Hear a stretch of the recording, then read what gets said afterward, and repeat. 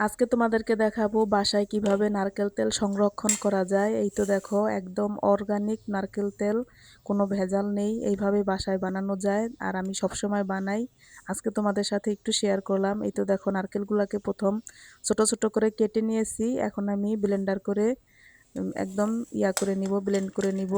এই তো পরিষ্কার করে ধুয়ে এখন আমি ব্লেন্ডার করে নিব। আর দেখো, একটু সামান্য পানি দিয়ে দিব। আদা রসুন আমরা যেইভাবে ব্লেন্ডার করি ঠিক সেইভাবে আমরা এই নারকেলটাকেও ব্লেন্ডার করে নিব। চলো ব্লেন্ডার করে নিয়ে নেই। এখন ব্লেন্ডার করা হয়ে গেছে। এই তো দেখো, আদা রসুনের মতন একদম ফিনিশ হয়ে গেছে। এখন আমরা একটি ছাঁকনি দিয়ে সুন্দর করে ছেঁকে নিব, যাতে নিচের থেকে দুধের মতন একটি অংশ বের হয়ে আসে আর উপরে সাদা অংশটা ফেলে দিব, ছাকাটা।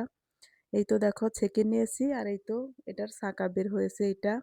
এখন আমরা দুধের মতো যে অংশটা, এটা চুলায় গরম বসিয়ে দিলাম। এই তো দেখো, বলক এসে পড়েছে। আর আস্তে আস্তে চুলার জালটাও একদম লো হিটে দেওয়া লাগবে। আর আস্তে আস্তে এই তো তেল উঠে আসছে। এই তো দেখো, এখন একটু নেড়ে চেড়ে দিলাম। আর এই তো তেলে ওঠার একটা ভাব চলে আসছে, দেখো একদম তেলতেলা। আর এই তো চুলার জালটা একদম কমিয়ে দিয়ে এখন ভাজা ভাজা করে নিলাম। আর এই তো আমাদের এখন তেল বের হয়ে আসতেছে, আলহামদুলিল্লাহ। আমাদের নারকেলটা কিন্তু পরিমাণে খুবই কম ছিল, তাই তেলটাও কমই হবে। আর বেশি নারকেল হলে বেশি তেল হয়। আর আমি সবসময় এইভাবেই বেশি নারকেল দিয়ে বানাই। আজকে তোমাদেরকে দেখাবো বলে এই তো পাতলা কাপড় দিয়ে ছেঁকে নিলাম। ধন্যবাদ সবাইকে। কেমন হয়েছে আপুরা কমেন্ট